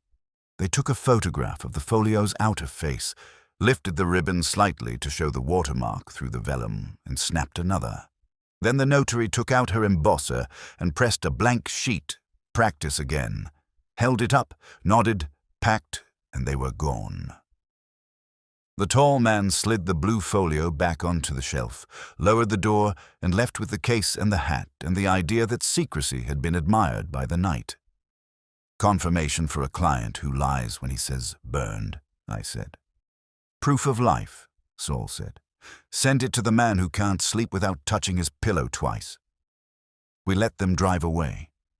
Saul jimmied the lock the way men like Saul do and raised the door. Inside was a collection of boxes labeled with numbers that would mean something only to the man who wrote them. On the center shelf, the blue folio sat like a smug fish. We looked at it, not touching, because Wolfe's voice lives inside my head and says, fingers, when I get tempted. Photograph, I said. Saul obliged with a quiet click and a coin for scale. Then he shut the door and whispered to the lock until it was guilty again, and we left the river to watch its own reflection. Back at the brownstone at 2:30, Wolfe accepted the photograph like a man accepting a menu. He didn't smile. He doesn't waste smiles on confirmed suspicions, but the set of his shoulders shifted back a centimeter, which on him is a jig. Good, he said. We will dine on Candor at noon. Breakfast first, I said. Phelps at 9. Take Miss Hart, he said. Field trip. Shield, he said. She will hear what she needs to hear to sleep a human sleep. At 9:10, Miss Phelps received us in an office that smelled like paper and vacations. She had the look of a woman who used to smile at roses and now smiles at staplers. Her hands were neat, and her conscience, after a few opening remarks from me and a few silent looks from Lila, decided it had worn the wrong shoes. "Mr. Albee asked for discretion," she said, "and paid in cash. He brought me a document without signatures and asked that I be available when called, to witness old signatures in a new light." "That's one way to phrase a felony," I said. She colored. I refused to backdate. I said I would never. He said I would only confirm a seal impression on a blank this week on the document when ready, and that no harm would come to anyone. He has a way of saying no harm, like he's varnishing something. "And last night?" I asked. A man came with a slip and asked to check the embosser. He was nervous. Men who are nervous tap. He tapped the case 3 times before he opened it. "Name?" "Kells," she said. She let us photograph the alternate embosser she didn't use, and gave us the velvet pouch after I called Wolfe and handed her the receiver. Whatever Wolfe said to her smoothed 10 years off her face and put 5 back on her spine. She gave me a second name without prompting, Ortiz, and said she was sorry, in the way people are when they realize they've been helping a man commit a sin he named as punctuation. By 10:30, we were back at the office. Wolfe had already received Keever's call log by courier, an ugly photocopy with the collector's number blacked out and still readable because men who hide what they fear always use weak ink. He had also received a message from Doss declining to attend any further spectacles and threatening a letter to the bar. Wolfe's response was to yawn, which is a surgical instrument in his hands. "Archie," he said, "summon them again." 4 o'clock. This time include Miss Phelps and Mr. Quinn. Mr. Severin will bring counsel. Mr. Albee will bring himself. "You think he'll come?" I asked. "He cannot stay away," Wolfe said. "He must apply the word narrative to the world or it stops turning for him." "And what do we show him?" Wolfe glanced at the photograph of the locker shelf, then at the velvet pouch, then at the facsimile in its new resting place on the credenza. "A mirror," he said. "Men like Mr. Albee have never met one that tells the truth." At noon, Saul called from near the bridge. The unit had been opened again at 11:40 by Kells, who took the blue folio out and put it into a flat mailer. He didn't put the mailer in the post. He carried it to a coffee shop on the avenue and put it under the table for a man whose cufflinks winked like small laws. The man drank his coffee without looking down, then left with the mailer under his arm, the way men carry newspapers they don't read. "Name?" I asked. "Perel," Saul said, "as in Perel and Doss." "Of course," I said. "Ambition needs a dance partner." "Relax," Saul said. I asked a passing pigeon to nudge his hat. I'm 2 doors behind him and the hat knows my step. At 1, Severin's counsel called to confirm attendance and to say, carefully, that his client would be making several moves at the firm within the hour. Wolfe said, "Good," like he was talking about soup. At 2, Lila wrote down every number Albee had used to harass her. At 3, Fritz came in with a tray and an eyebrow. Wolfe took tea, not beer. If you think that's a small thing, you haven't measured the distance between content and waiting. At 3:55, I checked the front stoop. It had the quiet of a stage after the orchestra tunes and before the curtain rises. I came back, nodded, and took my post by the door. Wolfe adjusted nothing but the angle of his chin. At 4, the bell rang, 2 tones, close together, like a man insisting on his own echo. Saul says bells tell you more about a man than his shoes. The 2 quick presses at 4 said the visitor needed the world to keep pace. I opened to a procession that would have given a bailiff hives. Severin with his counsel, a thin man whose suit had never suffered a wrinkle. Keever with the eyes of a man who'd mislaid a prayer. Doss wearing a look he'd practiced in the mirror labeled reasonable indignation. Vale with a jaw full of heritage. Miss Phelps clasping a velvet pouch like an apology. Quinn, pale and damp, clutching a handkerchief and his conscience. Last through the door, exactly 10 seconds late, came Albee, composed down to his shoelaces, his smile polished, his gaze already arranging chairs into an argument. I took them in and arranged them out the way Wolfe likes it. Severin and counsel to the left where gravity collects. Keever and Doss center to catch the light. Vale on the fringe where he could mutter to history. Phelps and Quinn within arm's length of me if panic needed a handle. Lila stayed in the doorway, present as a fact, not a prop. Albee sat without being asked. I didn't remove the chair. Wolfe did not rise. He doesn't need to. He lifted his chin a degree, which is how mountains nod. "We will be brief," he said, not a promise so much as a sentence, "because excess disgusts me." Albee took that as an opening and reached for a closing argument. "Mr. Wolfe, before we indulge your pageant, I must insist on stating—" "You will insist nothing," Wolfe said gently, and the room discovered what gravity weighs when it chooses to. He flicked a finger toward the credenza where the blue folio sat a respectful distance from the two folded cloths. "The facsimile will be addressed in due course. First, we dispose of preliminaries." He pointed. Never an arm, always a finger. "Miss Phelps," she started, then found her voice. "Mr. Albee retained me. Cash, to be available for seal verification and witnessing when called. He asked me to keep a second embosser separate. I agreed to examine, not to backdate." She opened the velvet pouch and set the illegal embosser on the desk. It looked small enough to be harmless, which is how tools lie. "Mr. Quinn," he swallowed. I allowed a practice countersign on a vault slip after hours. Mr. Albee brought pastries and said it would help train a new associate. No associate came." He took a breath that rattled. "On the morning in question, I left early. I shouldn't have." Wolfe inclined his head. Acknowledgement without absolution. "Mr. Keever." Keever had his call log folded in his pocket like a talisman. He didn't take it out. "I failed," he said to the carpet. "I took a call and forgot a key." "Forgot," Wolfe repeated. "You call it that. Posterity may be less charitable." He let it hang. Then he turned his eyes to Doss. "Mr. Doss, you threatened a letter to the bar." Doss's mouth set. "I declined to participate in spectacles. That's substitute accusation for evidence." Wolfe's lids lowered to satisfied slits. "Good. I will give you evidence." He signaled me. I laid the photograph. Saul's coin for scale glinting beside the blue folio on a corrugated shelf, where the room could see it. Severin leaned in. His counsel stayed stone. Keever flinched. Doss went still the way predators do when the brush rustles. Albee's eyes did not leave Wolfe. "A storage unit by the river," Wolfe said.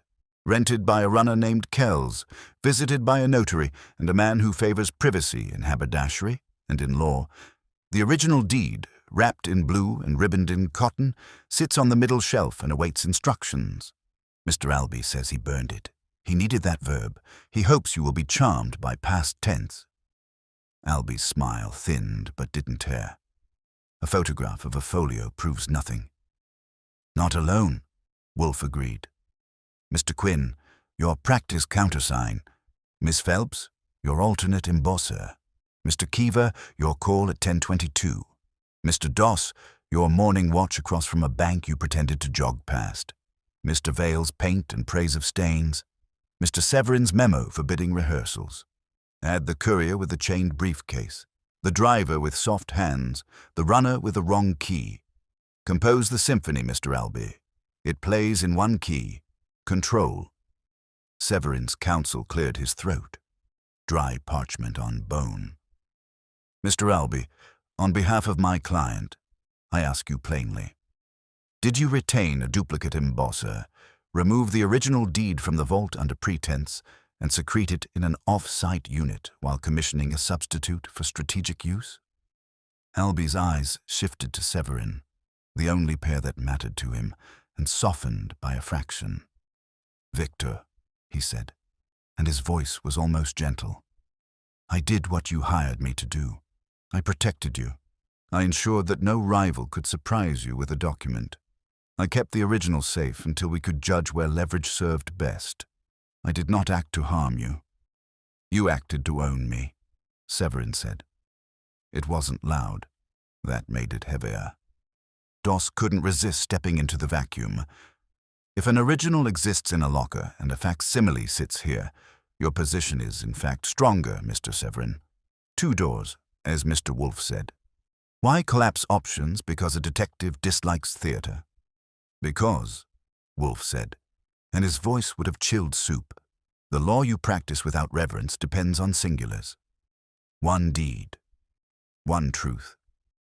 You would replace reality with versions and call it prudence." The bell rang again, one clear tone.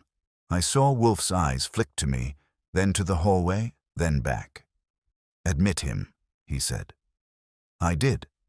And if you'd asked me to place a bet on the next entrant, I'd have put money on Saul with a grin and an envelope. I'd have lost.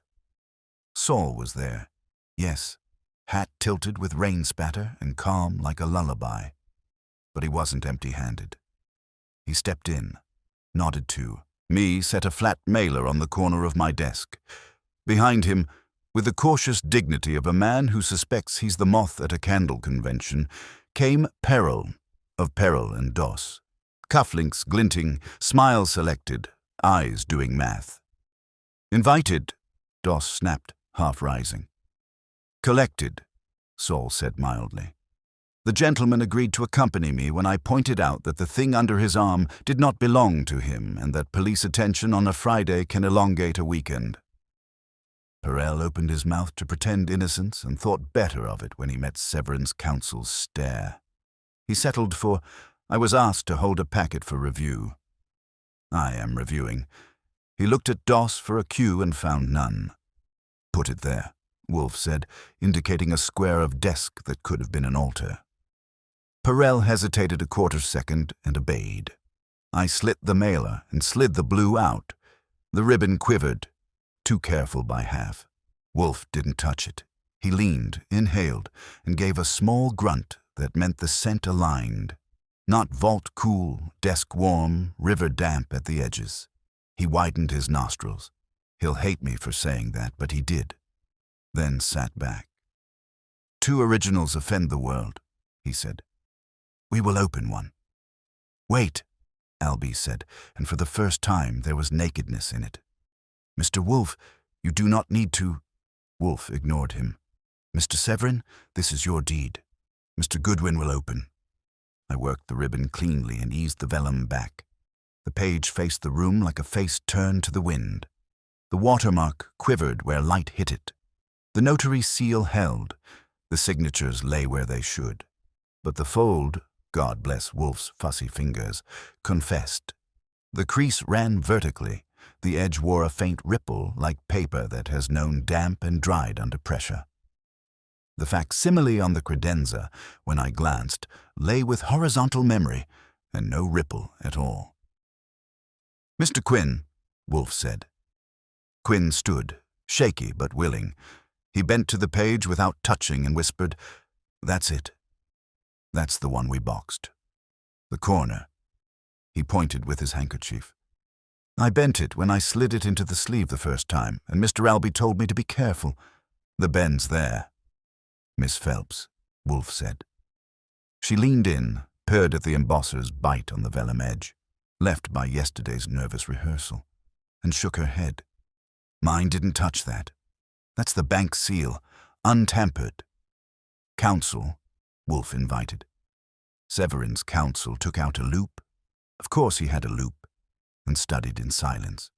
When he straightened, his voice had the calm of fresh snow. "We have the original." Albie shut his eyes. It wasn't prayer, it was arithmetic concluding there were no numbers left.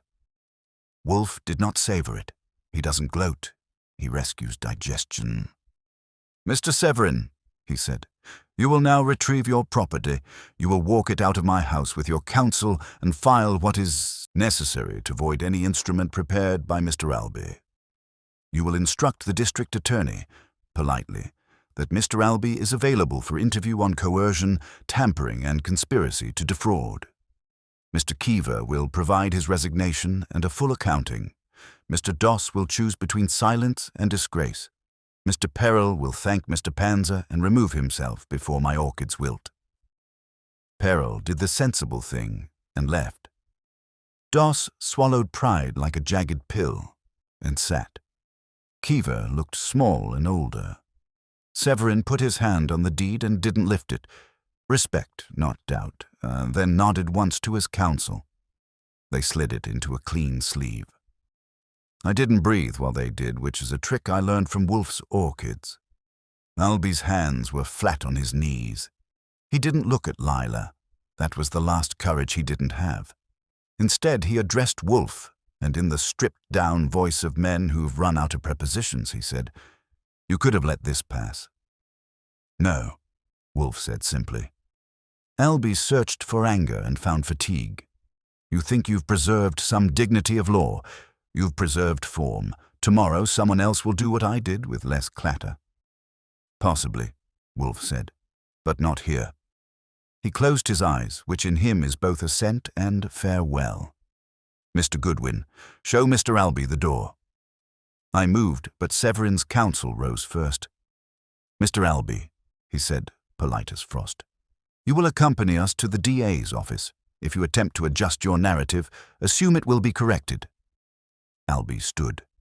He glanced once around the room, at a cloth stained, at a cloth inked, at a deed recovered, at a woman he had bullied and would not meet, at a man in a chair who had not moved and had none the less shifted the ground beneath him. He nodded. "I will give him that," and walked out between counsel and my shoulder.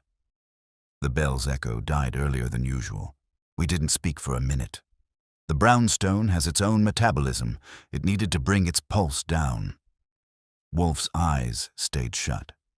I've learned not to think that means he isn't watching. Severin turned to Lila. "Miss Hart," he said, "I'm sorry." She took it like a verdict and a reprieve and managed, "Thank you." Quinn dabbed his forehead and asked if he could leave. Wolfe waved him off with a motion that forgave nothing and excused everything we could afford to excuse. Doss leaned forward. Last stand. "If the deed is recovered and the client satisfied, Mr. Wolfe, your crusade is concluded. You'll find that firms like mine survive weather." "Batten your hatches," Wolfe said without opening his eyes. "The tide rises when men throw stones." Severin and his counsel left with the blue in a new sleeve. Keever went last, smaller than when he entered, the coal log still in his pocket like a relic that had lost its blessing. Vale lingered long enough to trace the edge of the stained cloth with his eyes, and then shrugged at history and followed his cousin's money out. When the door shut and the house exhales returned to their usual speed, Wolfe opened his eyes, reached without looking, and touched the clean white square Fritz had set ready on the side table. He didn't lift it. He just let a corner rest under his palm as if confirming that linen, like law, can be kept clean if men decide to eat like human beings. "Now," he said, and the words stretched like a cat in sun, "we may address appetite." He tilted his head toward the kitchen and pressed the buzzer twice. "Fritz." I grinned. "And after dinner?"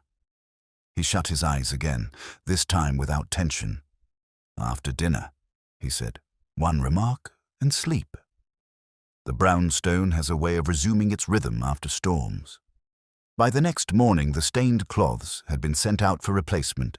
The deed was in Severin's vault under stricter custody, and Albee was busy learning how quickly partner can turn into defendant. Doss's ambitions had been muzzled by the state bar sniffing at his door. Keever was drafting his resignation with more penance than ink, and Vale had retreated to speeches no one asked him to give. Miss Phelps surrendered her extra embosser. Quinn promised to cough only into handkerchiefs, and Lila returned to her desk with a spine a little straighter. The phone rang often that day, reporters nosing, lawyers prying, Severin's counsel confirming documents. But Wolfe let every call pass to me.